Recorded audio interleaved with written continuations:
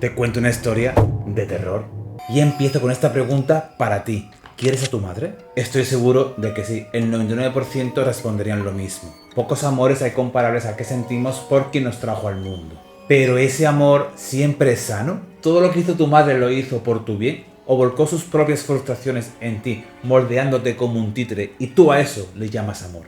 Esa pregunta es crucial y el protagonista de nuestra historia jamás se la hizo. Qué pena. Lo mismo fue porque era un psicópata. Un hombre cuyo espanto inspiró películas como La Matanza de Texas, El Silencio de los Corderos o Psicosis, y más recientemente la tercera temporada de la serie Monstruos en Netflix. Bienvenido o bienvenida un día más al Club de los Deambuladores del Espanto. Vamos con la vida de Ed Gein.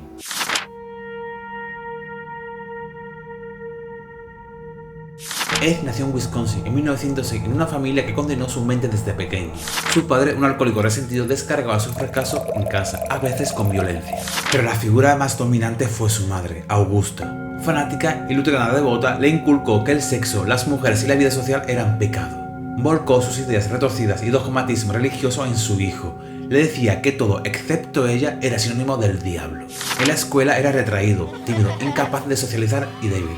Blanco fácil para las burlas. A cambio, destacaba en lectura y redacción. En este contexto, imagínate qué puede salir de ahí. Sin contacto real con el mundo, aislado en aquella granja, Ed se refugió en sus libros y cómics. Al principio eran aventuras inocentes, pero pronto dieron paso a manuales de medicina, anatomía y crímenes. Allí comenzó a germinar la semilla de la locura. No justifico sus actos, pero ese fue el origen. Todos nos refugiamos en la mente para sobrellevar la vida.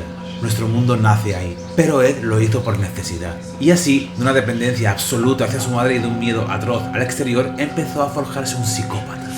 ¿Estás sintiendo empatía por el chico? ¿Te da pena y odias a la madre? Es normal que sientas eso, incluso yo puedo llegar a sentirlo. Pero lo que cometió después te hará cambiar de opinión.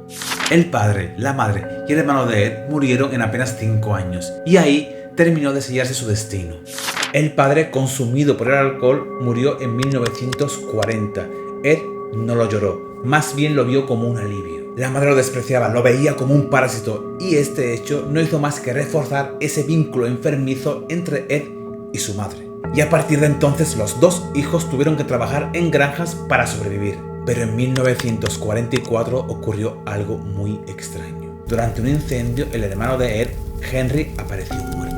Tenía golpes en la cabeza, pero apareció lejos de las llamas. Oficialmente fue un accidente, pero Henry criticaba a su madre y le pedía a Ed que se alejase de ella. ¿Casualidad?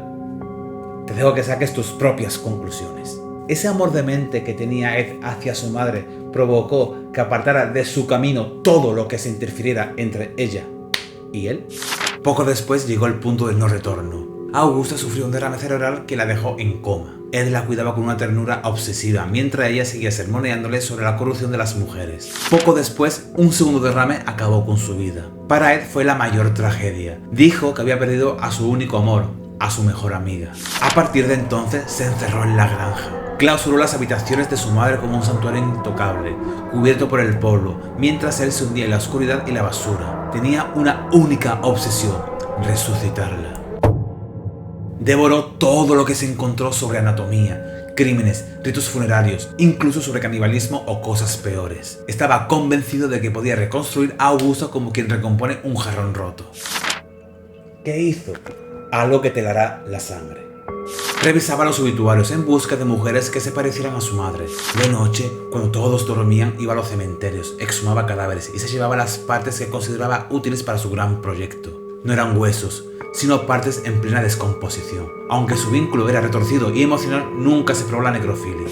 Con el tiempo construyó un auténtico circo de los horrores para mitigar su soledad.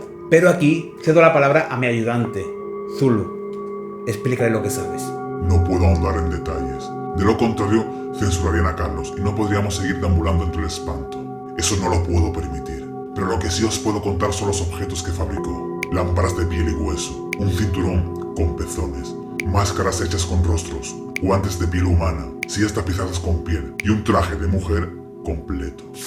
Gracias, Zulu, por tu sabiduría. Me sabe mal que no descubráis el abismo del horror que este de ahí sabe, pero hay cosas que no puedo contar. Ni siquiera vosotros, que amáis deambular entre los placeres del espanto. Además, No estáis preparados, hacedme caso. No os quiero traumatizar más de la cuenta. Seguimos. Entonces Ed se topó con un problema. La carne muerta no era suficiente.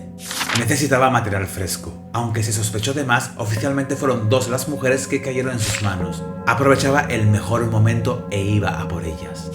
La segunda víctima apareció gracias a una pista. La hija encontró en la ferretería un charco de sangre y un recibo a nombre de Ed. Cuando los policías fueron a la granja, encontraron una escena indescriptible. Cabezas en bolsas, cuerpos colgados por los tobillos, desollados como ciervos. Y todos los objetos que conocéis gracias a Zulu. Suciedad, podredumbre, horror. Fue descrito como el descubrimiento más espantoso en la historia de los Estados Unidos.